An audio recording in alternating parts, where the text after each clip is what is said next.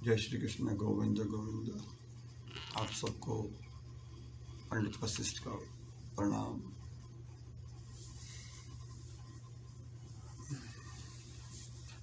आज का गुरु पुराण का पाठ शुरू करने से पहले हम सभी उन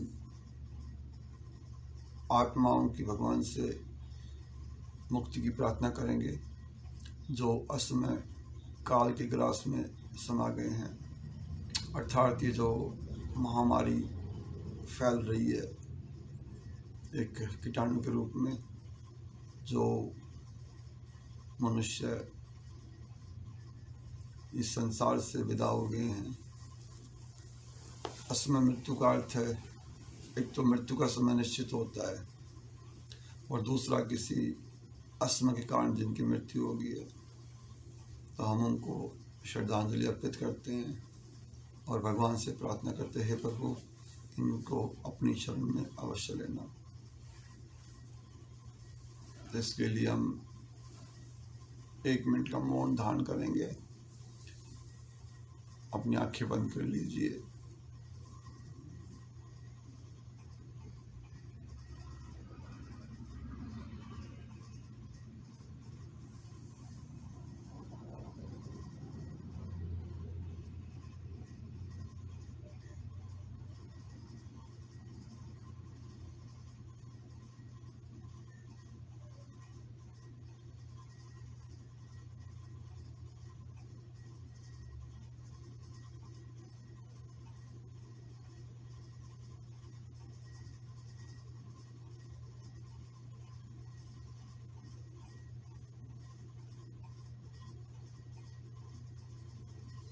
ओम तत्सत। ओम तत्सत।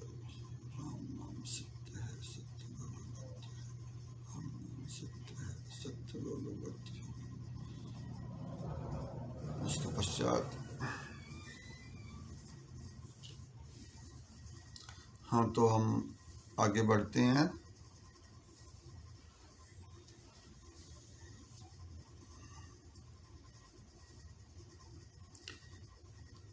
तो कल हम बता रहे थे कि भाई स्वर्ग और नरक में जाने के मनुष्य के लक्षण क्या होते हैं।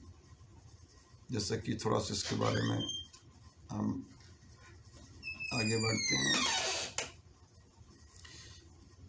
देव, पितृ और ब्राह्मणों को बिना भोजन आदि दिए जो मनुष्य अन्न ग्रहण कर लेता है वह नरक को जाता है।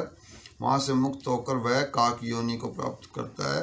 कृतघ्न व्यक्ति कृत्रिम कीट, पतंग तथा बिच्छू की योनियों में भ्रमण करता रहता है। ये है ना, ये बहुत सारी योनियां हैं, अगर सबका वर्णन करेंगे तो बहुत मुश्किल हो जाएगा, बहुत समय लग जाएगा। इसलिए उसके अंदर क्या आएगा, कृतघ्न व्यक्ति, कृमि, कीट, पतंग, ये जो उड़ने वाले हैं, बिच्छू की योनि में जन्म लेते हैं। बिच्छू की योनि का अर्थ है सांप, कबेरा, दुनिया भर की जो योनियां ना, इनमें जन्म लेता है। तो इसलिए हमेशा पहली रोटी निकालिए, कुत्ते के लिए निकालिए, पक्षियों के लिए निकालिए। और हमारे परंपरा है कि ब्राह्मण को सीधा दिया जाता है, उसके अंदर चावल, चीनी और साथ में कुछ और 2-4 पदार्थ होते हैं, खाने की चीज़ें होती हैं।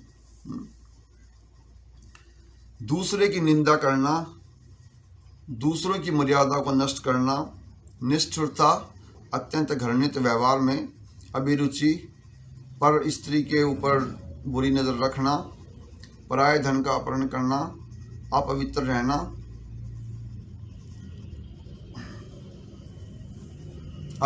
रहना, देवों की निंदा, मर्यादा के बंधन को तोड़कर अशिष्ट व्यवहार करना। हाँ, आज के समय में जो मर्यादाओं के बंधन है वो बहुत टूट गए हैं। ये बड़े दुख के साथ कहना पड़ रहा है कि हमने सभी अपनी मर्यादाओं के बंधन तोड़ दिए हैं। सबने नहीं, लेकिन जो उनकी संख्या बहुत तेजी से बढ़ रही है। जब भगवान श्री राम, विष्णु रूपी भगवान श्री राम जब प्रकट हुए थे तो उन्होंने समाज में मर्यादाएं बनाई थी और हम धीरे धीरे उन मर्यादाओं का पालन करना भूल रहे हैं। इसलिए अपनी जड़ों पे लौट आइए। वहीं से सुख है, वहीं से दुख सुख सब वहीं से चलता है। भगवान का नाम लीजिए। भगवान के नाम का अर्थ, भगवान के नाम लेने के अलावा जो है उसमें आप औरों का भला कीजिए, हैं, गौ को दान कीजिए। बहुत सारे हमारी गाय माता सड़कों पे घूम रही हैं, उनको अपना लीजिए। देखिए आपके जीवन में सुख ही सुख होगा। स्वार्थी मत बनिए। कहते हैं भगवान श्री कृष्ण ने गीता में कहा है, अगर जो मनुष्य अपने लिए जीता है, अपने लिए कमाता, वो तो सिर्फ पाप को ही खाता है? मर्यादा के बंधन को तोड़कर अशिष्ट व्यवहार करना, कृपणता तथा मनुष्य का हनन, यह सब नरक भोगकर जन्म लिए हुए मनुष्य का लक्षण कहा गया है। अर्थात आप अगर ये कार्य करते हो तो आप नरक की योनि में, नरक के उसमें भटकते रहोगे जो है। प्राणियों के प्रति सद्भाव, दया, वार्तालाप, परलोक के लिए सात्विक अनुसंधान, सत्कार्यों का निष्पादन, सत्य धर्म का पालन, दूसरे का हित चिंतन, मुक्ति की साधना, वेदों में प्राण में बुद्धि, गुरुदेव ऋषि और सिद्धियों की सेवा,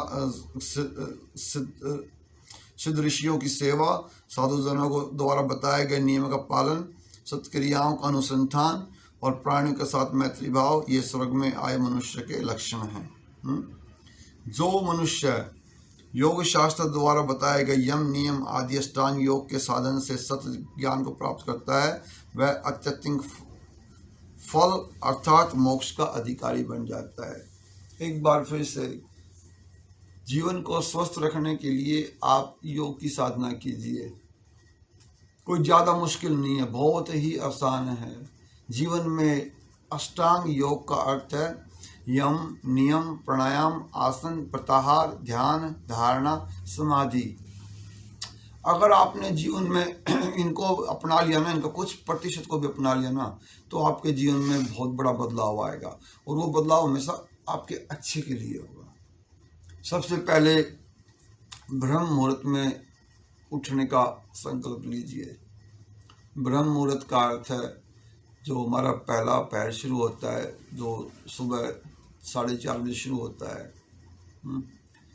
अवश्य प्रयत्न कीजिए तो रात को आप जल्दी सो जाओगे।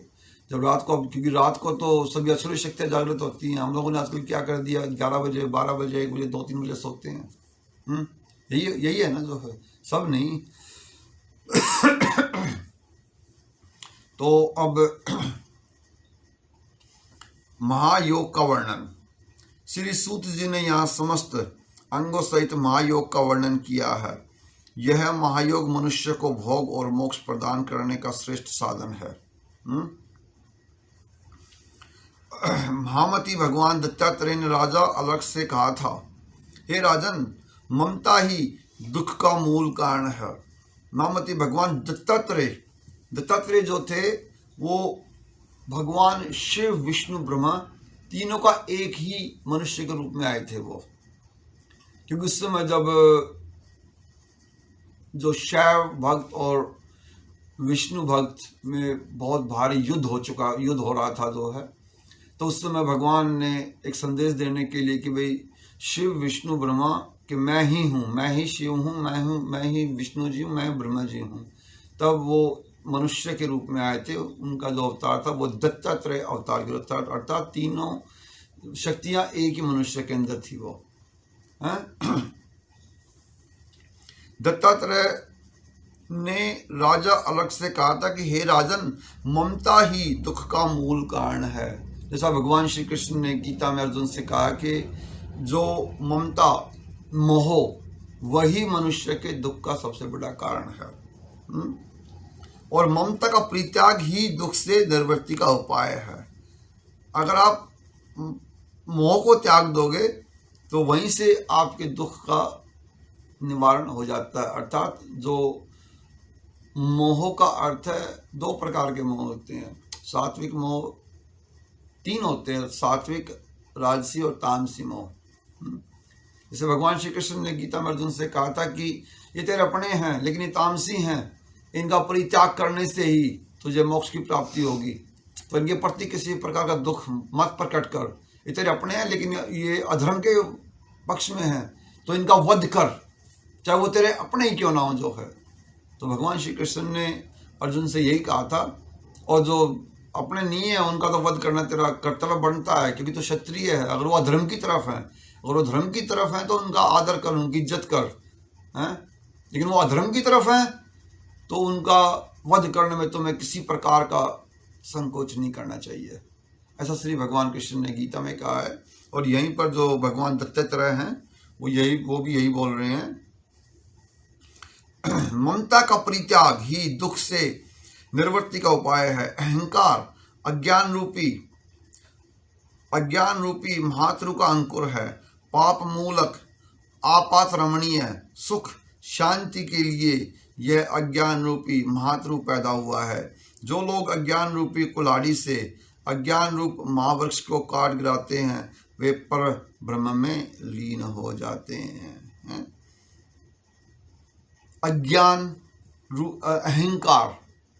अहंकार का अर्थ है कि मनुष्य ये सोचता है कि सब कुछ मुझे ही पता है। ये इतना भयंकर रोग है ये।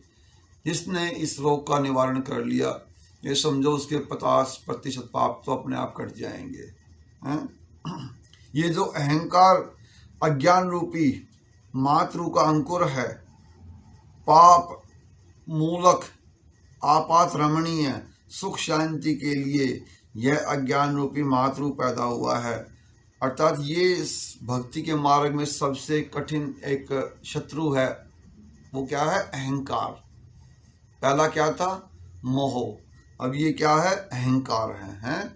जो लोग ज्ञान रूपी कुल्हाड़ी से अज्ञान रूप महावृक्ष को काट गिराते हैं वे परब्रह्म में लीन हो जाते हैं। अर्थात जब आप ज्ञान प्राप्त करोगे तो आपका अहंकार नष्ट हो जाएगा। तो ज्ञान प्राप्त कीजिए किसी गुरु के संगत में जाके, किसी पंडित जी की संगत में जाके, सत्संग में जाके।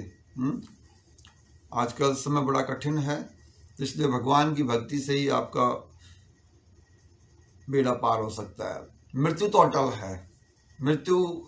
है, कहते हैं कि जिस दिन मनुष्य का जन्म होता है उसकी मृत्यु उसी दिन लिखी जाती है, और बाकी तो सब इस चीज़ के कारण बन जाते हैं कि इसकी मृत्यु ऐसी होगी, इसकी मृत्यु ऐसी होगी, इसकी मृत्यु ऐसी होगी, हैं? इसलिए बंदे भजले हरि का नाम, हैं? जग में सुंदर हैं दो नाम, चाहे कृष्ण कहो चाहे राम।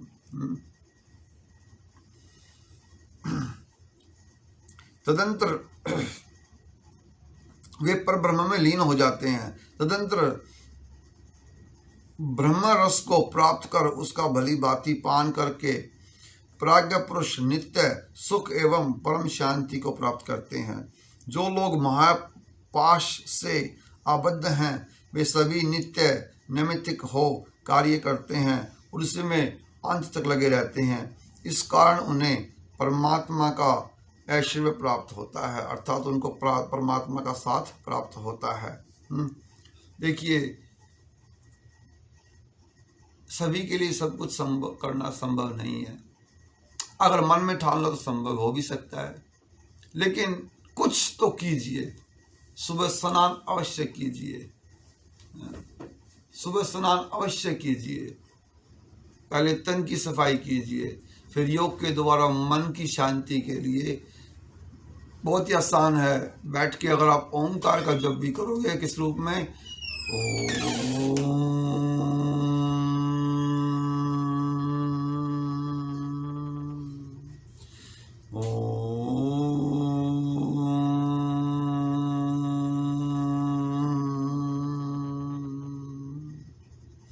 11 बार कीजिए, 21 बार कीजिए, 31 बार कीजिए, 51 बार कीजिए। उसके पश्चात स्वच्छ जल लेकर सूर्य देव को चढ़ा दीजिए। देखिए दिन कितना अच्छे से शुरू होता है। सुबह उठ के माता पिता के चरण स्पर्श कीजिए, उनके आशीर्वाद से अपना दिन शुरू कीजिए। बहुत ही ये वो गहरा ज्ञान है जो जिसको हम लोग धीरे धीरे भूलते जा रहे हैं। अपने 2 वक्त माता पिता की पूजा का प्रावधान है, सुबह और शाम, सुबह जब उठो तो उनके चरण स्पर्श करो, और शाम को बिस्तर पर जाने से पहले उनके फिर से चरण स्पर्श करो, उनका आशीर्वाद प्राप्त करो। जीवन में कभी भी कमर में दर्द नहीं आएगा, क्योंकि जब आप झुकते हो तो आपका जो कमर में रीढ़ की हड्डी है वो धीरे धीरे फ्लेक्सिबल होना शुरू हो जाती है, अर्थात वो मुलायम होना शुरू हो जाती है। और माता पिता का आशीर्वाद, इससे बड़ा तो आशीर्वाद कोई है ही नहीं।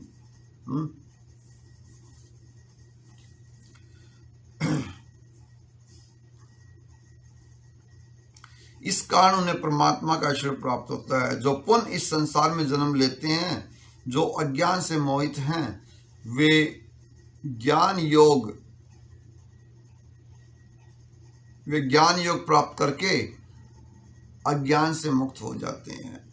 तो सार क्या है इसका, कि अज्ञान रूपी अहंकार को नष्ट करने के लिए ज्ञान की प्राप्ति अति आवश्यकता है, वरना ये अज्ञान ही आपके दुख का कारण, ये ज्ञान ही आपके दुख के साथ साथ आपके पतन का कारण भी बन सकता है। उसके बाद वह जीवन मुक्त योगी न कभी मरता है, न कभी दुखी होता है, न रोगी होता है, और न संसार के किसी बंधन से बंधा होता है। न वह पापों से युक्त होता है, न तो उसे नरक यातना का ही दुख भोगना पड़ता है, और न उसे गर्भवास में जाना पड़ता है। वह स्वयं अव्यय नारायण में लीन हो जाता है, अर्थात वो भगवान उसको अपने लोक में ही स्थान दे देते हैं। जीवन मृत्यु के बंधन से मुक्त होने के लिए भगवान श्री कृष्ण ने अर्जुन से कहा था कि हे अर्जुन, तू मुझ में समर्पित हो जा, मैं तुझे मोक्ष दूंगा। मोक्ष का अर्थ है जीवन मृत्यु की सभी योनि से छुटकारा पाना। 84 लाख योनियां हैं, 84 लाख। अगर आप के अंदर ज्ञान का अर्थ है आपकी बुद्धि को जागृत करना, बुद्धि को जागृत करने का अर्थ है जीवन में ऐसे कार्य करना जिससे समाज का भला हो सके, धर्म का भला हो सके और असुरों का नाश हो सके। ये चीज अति आवश्यक है। आप प्रयास तो कीजिए, आप प्रयास करेंगे तो भगवान आपका हर जगह साथ देगा। कहीं ऐसा ना हो कि अंत समय आ जाए और हमें हमेशा यही पछतावा रहे कि मैंने भगवान का नाम अंत समय में क्यों नहीं लिया। लेकिन जब आप शुरू करोगे तभी तो अंत समय तक लोगे ना।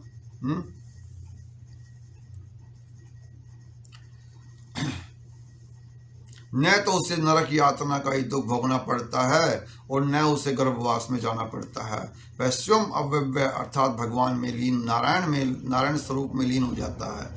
इस प्रकार की अनन्य भक्ति से वह योगी भोग और मोक्ष प्रदान करने वाले भगवान नारायण को प्राप्त कर लेता है। आप सात्विक जीवन जीने का प्रयास अवश्य कीजिए। अगर आप बिल्कुल तामसी रूप से जीवन जी रहे हैं तो धीरे धीरे राजसी की तरफ आइए, फिर सात्विकता की तरफ आइए।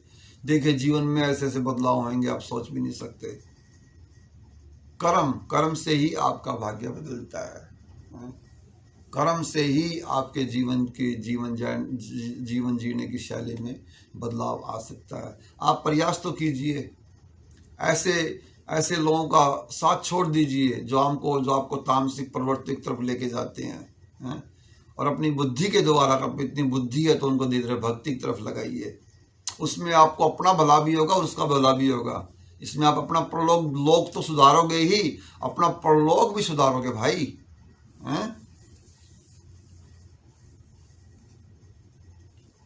वो नारायण को प्राप्त कर लेता है। इस प्रकार अनन्य भक्ति से वह योगी भोग और मोक्ष प्रदान करने वाले भगवान नारायण को प्राप्त कर लेता है। ध्यान, पूजा, जप, स्तोत्र, व्रत, यज्ञ और दान के नियमों का पालन करने से मनुष्य की चित्त की शुद्धि होती है। चित्त शुद्धि से ज्ञान प्राप्त होता है तथा इसमें जन्म मरण के बंधन से भी मुक्ति मिलती है। ध्यान भी कहो, ध्यान को क्या बोलते हैं? मेडिटेशन बोलते हैं। पूजा, रिचुअल्स, जप, स्तोत्र, व्रत, यज्ञ और दान के नियमों का पालन करने से मनुष्य के चित्त की शुद्धि होती है। चित्त शुद्धि से ज्ञान प्राप्त होता है तथा इससे जन्म मरण के बंधन से मुक्ति मिलती है। श्री हरिदास कितना गहरा ज्ञान है, हाउ पावरफुल, कितना कितना बेटा साहब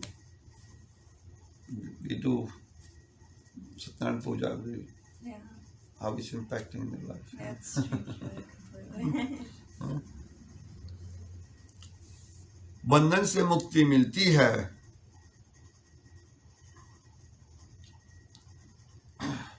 भगवान भक्ति का निरूपण। सूत जी भगवान भक्ति का निरूपण करते हुए कहते हैं कि प्रभु भक्ति से जितना संतुष्ट होते हैं उतना किसी अन्य साधन से नहीं होते। भगवान की भक्ति करने से संतुष्टि मिलती है। आपको एक उदाहरण देता हूं। एक मनुष्य था, बहुत ही गरीब था, धीरे धीरे मेहनत करी, 5 पैसे कमाने शुरू किए, फिर 1 रुपया कमाना शुरू किया, फिर 50 रुपये कमाना शुरू किया, लेकिन संतुष्टि नहीं मिली। जब उसके अंदर इच्छा जागृत नहीं हुई थी तो वो बहुत ही संतुष्ट था। जो मेहनत करी, खाया पिया, एक दिन उसके पास लाखों करोड़ रुपए आ गए, पर फिर भी उसको संतुष्टि नहीं मिली। और अंत में उसकी मृत्यु जब हुई तो उसका पूरा जो मोह था वो उस रुपए पैसे में रह गया था। वो एक जगह भटक गया कि उसने भगवान की भक्ति नहीं करी। अगर वो इसके साथ साथ भगवान की भक्ति भी करता तो वो भी मोक्ष प्राप्त कर सकता था। तो इसलिए मेरे सभी सनातन धर्मी हिंदू भाई बहन, माता बेटियों से ये आग्रह है, अगर आपके पास आवश्यकता से ज़्यादा धन है तो उसका सदुपयोग कीजिए, ना कि दुरुपयोग कीजिए। किसी ऐसे अपने भाई बहन की मदद कीजिए। भाई बहन का अर्थ मेरा ये नहीं है कि आपके अपने जो जिनका आपसे रक्त का संबंध है, सभी को ऐसा मानिए, अपनी विचारधारा को फैलाइए। जो है किसी की भी मदद आप कर लोगे ना तो समझो कि एक मनुष्य की मदद करने से आपका एक पाप नष्ट हो जाता है। हम लोग दिन में कितने पाप करते हैं, महीनों में कितने करते हैं, सालों में कितने करते हैं। अब देख लीजिए, अगर आप हर रोज थोड़ा किसी को मदद कर दे, किसी न किसी रूप में, चाहे वो मदद धन के रूप में हो, चाहे वो वस्त्र के रूप में हो, चाहे वो भोजन के रूप में हो, वो किसी न किसी रूप में मदद होनी चाहिए। जो है उसमें आपका ही भला है, उसका भला तो है ही है, लेकिन उसमें आपका भला ज़्यादा है क्योंकि आपके पाप नष्ट हो जाते हैं।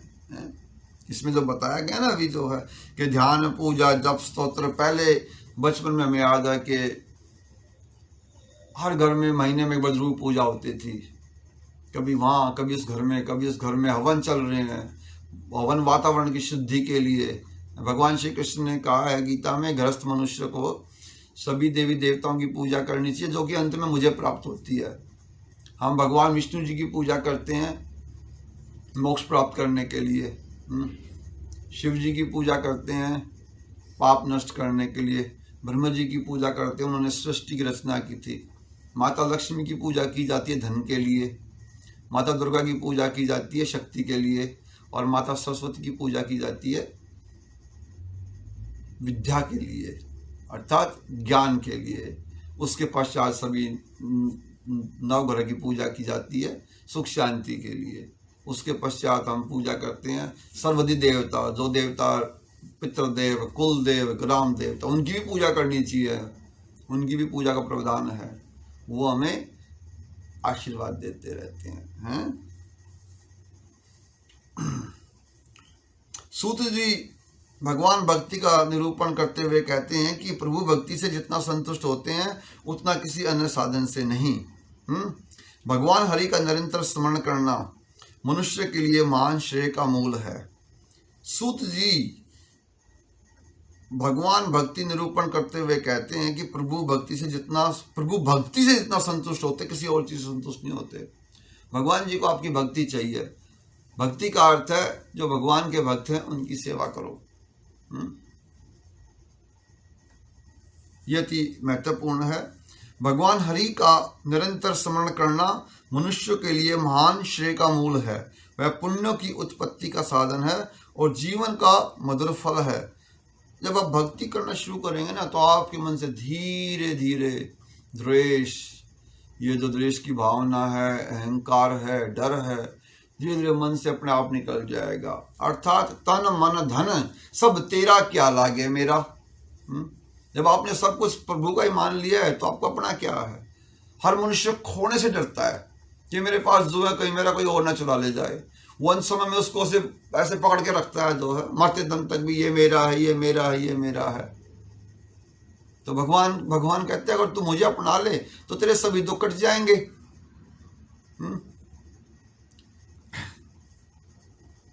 लेकिन वो ज्ञान कब आता है? आप जो संगत में जाते हो।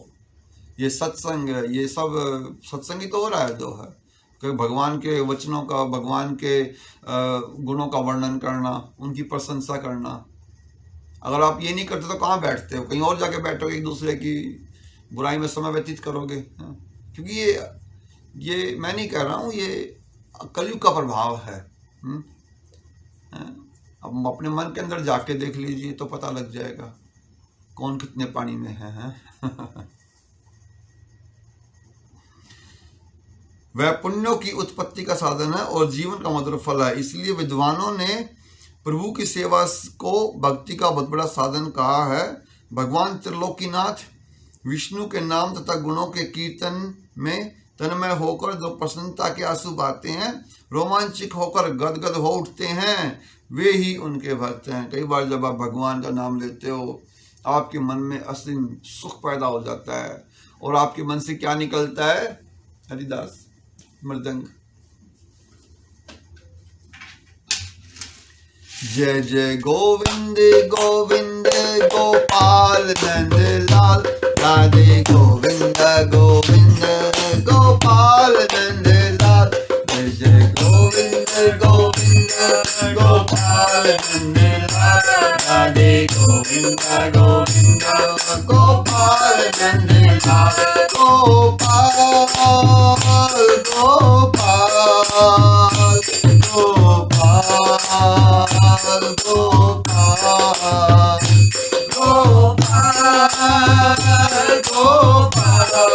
गोपाल गोपाल। जय गोविंद गोविंद गोपाल नंद लाल, राधे गोविंद गोविंद गोपाल नंद लाल। जय गोविंद गोविंद गोपाल नंद लाल, राधे गोविंद गोविंद गोपाल नंद लाल। भगवान के नाम में असीम सुख है। कई बार यदि गाते गाते आंसू निकल आते तो समझो वो सुख के आंसू हैं, ना कि दुख के आंसू हैं। नारायण का नाम किसी रूप में लीजिए। जय जय राम जय जय राम जय जय राम जय सिया राम। हरे हरे कृष्णा हरे मुरारी, हे नाथ नारायण वासुदेवा। उसके पश्चात सूत जी कहते हैं, भगवान त्रिलोकीनाथ विष्णु जी के नाम का गुणों के कीर्तन में तन्मय होकर जो प्रसन्नता के आंसू बहाते हैं, रोमांचित होकर गदगद होकर कह उठते हैं, और वे ही उनके भक्त हैं। इस संसार में वही श्रेष्ठ है, वही ऐश्वर्य से संपन्न है और वही मोक्ष को प्राप्त करता है जो भगवान की भक्ति में तन्मय रहता है। यदि कोई भगवान भक्त चांडाल जाति का है तो वह भी अपनी पवित्र भक्ति की महिमा से सबको पवित्र कर सकता है। वो कोई भी हो, वो भगवान का नाम सबके लिए है। सभी भगवान को प्राप्त कर सकते हैं। भगवान के लिए सब सम्मान है और हम सब एक दूसरे के समान ही हैं। ये तो हमारे मन में एक द्वेष की भावना भर दी है कि ब्राह्मण ऊंचा, शूद्र नीचा, क्षत्रिय ऊंचा, ये सब हमारे मन में एक प्रकार की एक रसायन डाल दिया गया है ताकि हम एक दूसरे से घृणा करें और उस घृणा से हम बढ़ जाएं और दूसरा आकर हमारे ऊपर अपना शासन आधिपत्य स्थापित कर ले। इसलिए अपने चक्षुओं को खोलिए और अपने आप को जानिए। सभी एक रहिए, एक रहोगे। कहते हैं ना कि अगर एकता में ही बल है, वरना असुर शक्तियाँ आके अपना आधिपत्य अपने ऊपर जमा लेंगी। आज के समय में जो मलेच्छ हैं, जो मुसलमान हैं, वो यही कार्य कर रहे हैं। इसलिए अपने आप को जागृत कीजिए, हैं, अपने मन में शक्ति है, शक्ति दे हिम, भक्ति दे हिम, बलम दे हिम। अपने ज्ञान रूपी चक्षु को खोलिए, अपने आप को मजबूत बनाइए, शक्तिशाली बनाइए, तभी आप अपने परिवार के साथ साथ धर्म की रक्षा कर सकते हो। प्रशासन के ऊपर निर्भर ना करें, उनकी मदद तो मिलनी ना मिलनी, कभी मिलती है कभी नहीं मिलती है। तो अपने आप को खुद ही इतना सक्षम बनाइए कि आपको उनके सामने हाथ न फैलाना पड़े, हैं?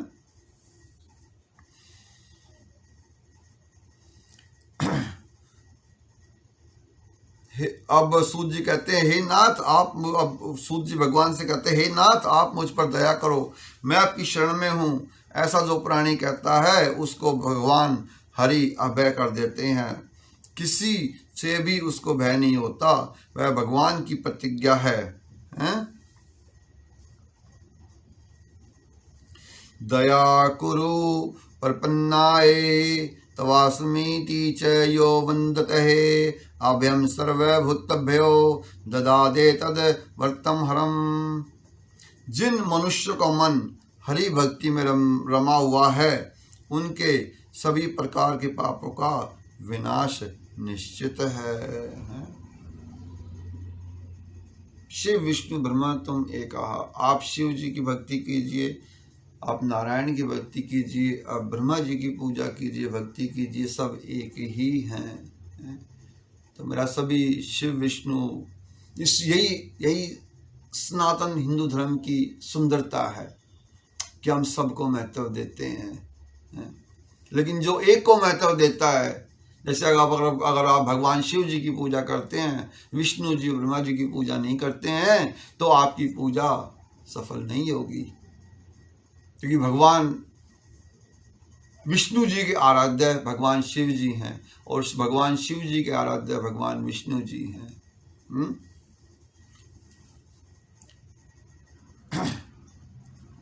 जिन मनुष्य का मन हरि भक्ति में रमा हुआ है, उनके सभी प्रकार के पापों का विनाश निश्चित है।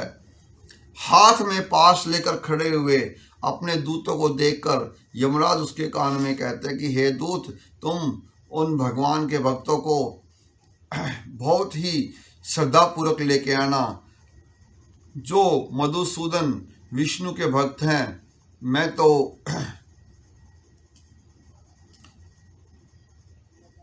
विष्णु जी के भक्त हैं और अन्य दुराचारी पापी का स्वामी हूँ। भक्तों के स्वामी स्वयं हरि हैं और श्री विष्णु जी ने सर्वदा कहा है कि यदि दुराचारी मनुष्य भी मुझ में अनंत भक्ति रखता है तो वह साधु है, क्योंकि उसने यह निश्चय कर लिया है कि भगवान की भक्ति के समान अन्य कुछ भी नहीं है। भगवान हरि में जिस मनुष्य की भक्ति रहती है, उसके लिए धर्म, अर्थ और काम यह त्रिवर्ग का कोई महत्व नहीं रह जाता, क्योंकि परम सुख रूप मुक्ति उसके हाथों में सदैव ही रहती है। इस संसार रूपी विश्व वृक्ष के अमृत के समान दो फल हैं। एक फल है भगवान केशव की भक्ति और दूसरा फल है उनके भक्तों का सत्संग। तो इस संसार रूपी विश्व वृक्ष के अमृत के समान दो फल हैं। इसके दो फल हैं, कौन से हैं? भगवान केशव की भक्ति और दूसरा फल है उनके भक्तों का सत्संग। अर्थात जो भगवान के भक्त हैं उनके संग में अपना समय बिताइए।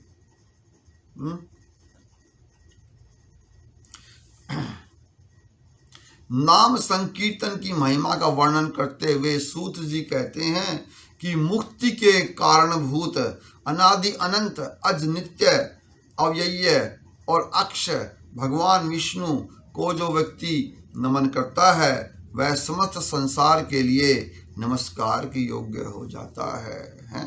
अर्थात कहते हैं जब आप भगवान के नामों का वर्णन करते हो, उनकी महिमा का वर्णन करते हो, तो उसमें आप भी तो अमर हो जाओगे ना, क्योंकि आप भगवान के भक्त हो। जहाँ भगवान हैं उनके भक्त भी तो प्रसिद्ध, पहले तो असुर लोग जो है, जो असुरी शक्तियां ब्रह्मा जी से वरदान प्राप्त कर लेती थी, वो उन समय में क्या मांगती थी भगवान से? अगर वो उनके हाथों से उनका वध होता था तो ये मांगते थे कि हे प्रभु, आपके साथ साथ अब तो हमारा नाम भी अमर हो गया। अर्थात हमारा जहाँ राम का, भगवान श्री राम का नाम है, वहाँ रावण का नाम है। जहाँ भगवान श्री कृष्ण का नाम है, वहाँ कंस का नाम भी आ जाता है। तो उन समय में भगवान से वही प्रार्थना करते थे। जब भगवान उनको अपना चतुर्धारी रूप दिखाते थे तो वो उनसे वही प्रार्थना करते थे कि हे प्रभु, हमने आपको अब पहचाना है। इसलिए वो यही वरदान मांगते थे कि भाई आपके साथ साथ हमारा नाम भी प्रसिद्ध हो, अर्थात अमर हो जाए। तो वो भी आदरणीय हो जाता है। स्वप्न में भी भगवान नारायण का नाम लेने वाला मनुष्य अपनी अक्षय पाप राशि को विनष्ट कर देता है। यदि कोई मनुष्य जागृत अवस्था में प्रातः पर प्रभु का नाम लेता है तो भी उसके विषय में तो कहना ही क्या है, कि उसके बारे में तो कहना ही क्या है। अगर भगवान आपके स्वप्न में आते हैं तो आप बहुत भाग्यशाली हैं। और अगर आप जागते हुए उनका नाम लेते हो तो उसका अर्थ है वो सोने पे सुहागा है। यदि कोई मनुष्य जागृत अवस्था में प्रातः पर प्रभु का नाम लेता है तो फिर उसके विषय में कहना ही क्या है? हे कृष्ण, हे अच्युत, हे अनंत, हे वासुदेव, आपको प्रणाम है, आपको प्रणाम है। ऐसा कहकर जो भक्ति भाव से भगवान विष्णु को प्रणाम करते हैं वे यमपुरी नहीं जाते हैं। सूर्य के उदित हो जाने पर जैसे अंधकार विनष्ट हो जाता है, वैसे ही हरि का नाम संकीर्तन करने से प्राणियों के पाप समूह का विनाश हो जाता है।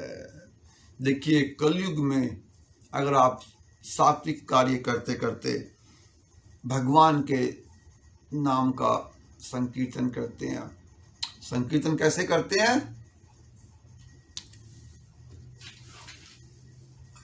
जय जय नारायण नारायण हरि हरि, जय जय नारायण नारायण हरि हरि, जय जय नारायण नारायण हरि हरि, जय जय नारायण नारायण हरि हरि। तेरी लीला सबसे न्यारी न्यारी हरि हरि, तेरी लीला सबसे न्यारी न्यारी हरि हरि।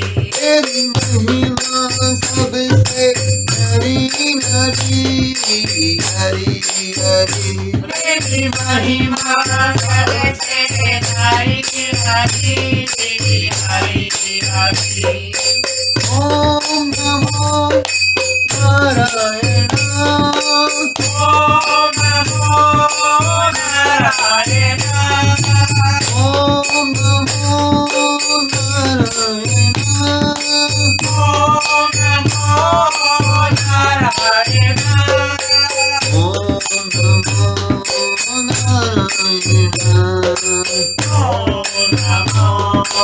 नारायण। विष्णु नारायण नारायण हरि हरि, विष्णु नारायण नारायण हरि हरि, जपो नारायण नारायण हरि हरि, जपो नारायण नारायण हरि हरि, भजो नारायण नारायण हरि हरि, भजो नारायण नारायण हरि हरि। ओम नमो नारायण, ओम नमो नारायण, ओम नमो नारायण। ओम नमो नारायण। बद्री नारायण नारायण हरि हरि, भद्रे नारायण नारायण हरि हरि, जपो नारायण नारायण हरि हरि, जपो नारायण नारायण हरि हरि, भजो नारायण नारायण हरि हरि, भजो नारायण नारायण हरि हरि। ओम नमो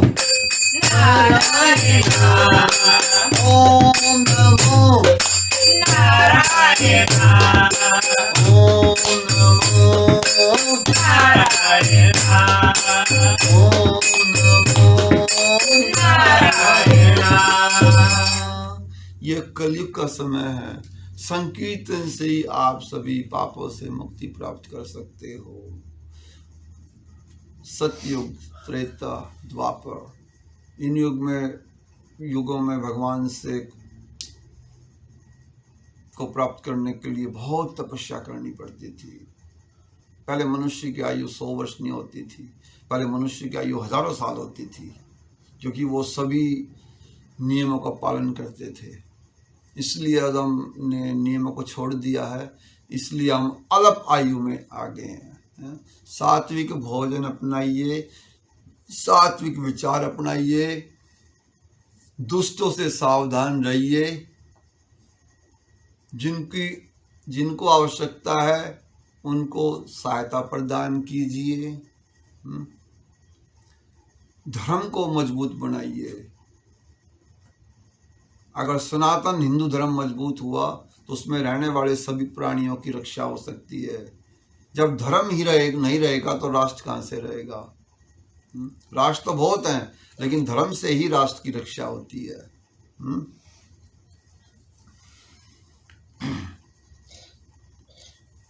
हे कृष्ण, हे अच्युत, हे अनंत, हे वासुदेव, आपको नमस्कार है। ऐसा कहकर जो भक्ति भाव से भगवान विष्णु को प्रणाम करते हैं वे यमपुरी नहीं जाते। सूर्य के उदित हो जाने पर जैसे अंधकार विनष्ट हो जाता है, वैसे ही हरि का नाम संकीर्तन करने से प्राणियों के पाप समूह का विनाश हो जाता है।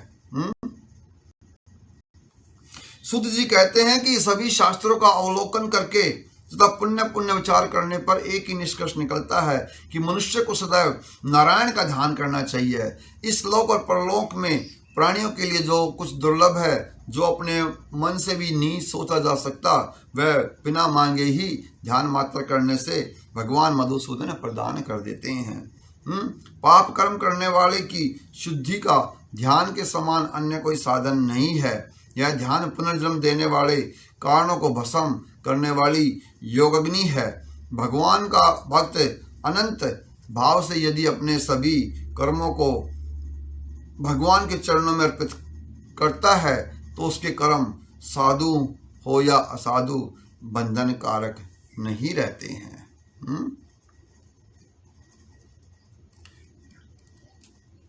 उसके अनंतर श्री सूत जी भगवान शिव द्वारा कही गई नरसिंह स्तुति का अर्थ नरसिंह स्तोत्र का वर्णन करते हैं। जैसे हम अंत में हम भगवान नरसिंह की आरती करेंगे जो है। इसके साथ ही कुलामर्थ स्तोत्र का वर्णन किया गया है, जो देवर्षि नारद के पूछने पर भगवान शिव जी ने कहा था। तदंतर मार्कंडेय मुनि के द्वारा कहे गए मृत्यु को निवारण करने वाले मृत्युष्ट स्तोत्र को कहा गया है कि इसके बाद प्राणियों को सब कुछ प्रदान करने वाले अच्युत स्तोत्र का वर्णन किया गया है। यह स्तोत्र की अत्यधिक महिमा का वर्णन भी किया गया है।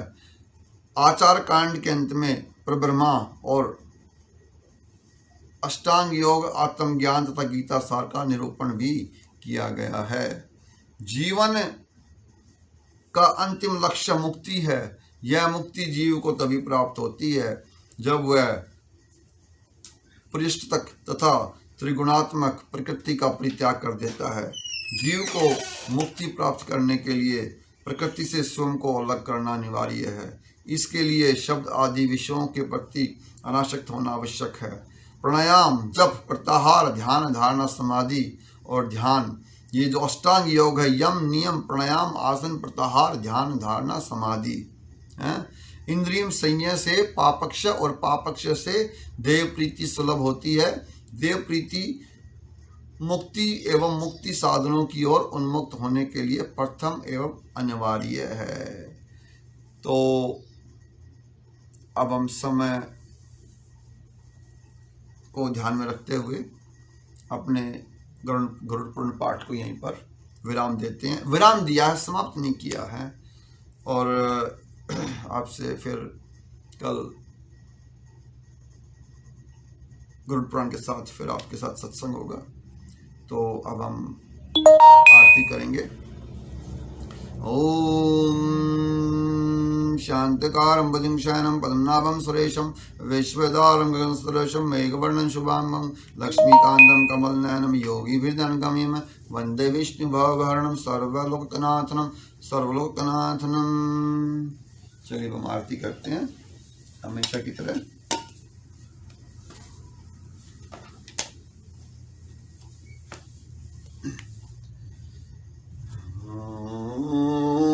भूर्भुवस्सुः तत्सवितुर्वरेण्यं भर्गो देवस्य धीमहि धियो न प्रचोदयात्।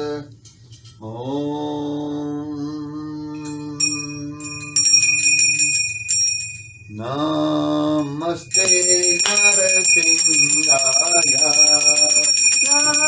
नमस्ते नरसिंहाय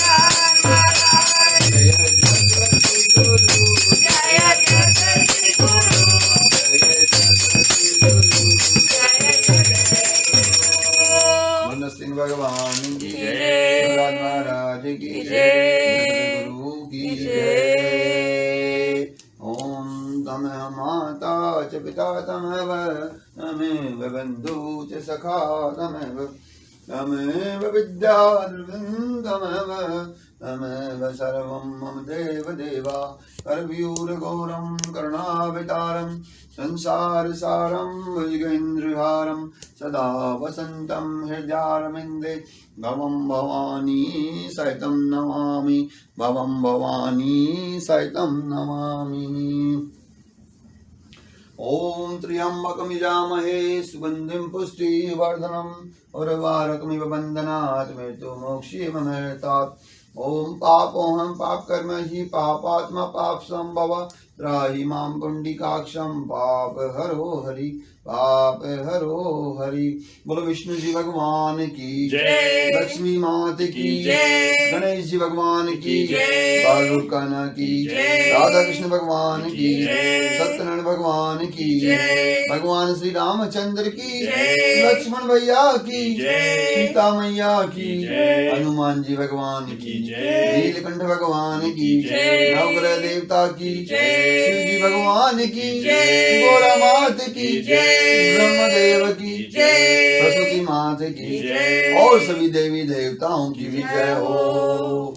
ओम मंत्रहीनम क्रियाहीनम भक्तिहीनम जनार्दनम यत् पूजितं मया देवं परिपूर्ण तदस्तु मे। ओम गुरुर्ब्रह्मा गुरुर्विष्णु गुरुदेवो महेश्वराय गुरु साक्षात् परब्रह्म तस्मै श्री गुरुवे नमः। ओम दाव शांति अंतर्गम शांति पृथ्वी शांति रपाय शांति रोजदाय शांति वनस्पताय शांति विश्वदेव शांति ब्रह्म शांति सर्वम शांति रेव शांति सम शांति रति ओम सुशांति। बोलो धर्म का उद्धार हो अधर्म का नाश हो धर्म का उद्धार हो अधर्म का नाश हो धर्म का उद्धार हो अधर्म का नाश हो। बोलो सनातन हिंदू धर्म की जय। बोलो सनातन हिंदू धर्म की जय। बोलो सनातन हिंदू धर्म की जय। तो हे भगवान के भक्तों, आपसे विदा लेते हुए आज हमारा दोपहर में भी कार्यक्रम है। वहाँ पर ये भगवत गीता का हमने काफ़ी समय से कार्यक्रम शुरू किया हुआ है। दोपहर में यहाँ के 12 बजते हैं, तो भारत देश में 9:30 बजते हैं। किसी की इच्छा हो तो सत्संग करने की तो आप आ सकते हैं, जो है आपका स्वागत है। ओम गोविंद गोविंद केशव केशवाय। ओम हरे कृष्ण कृष्ण कृष्ण हरे हरे हरे राम राम राम हरे हरे। ओम तत्सत। आपसे विदा लेते हैं।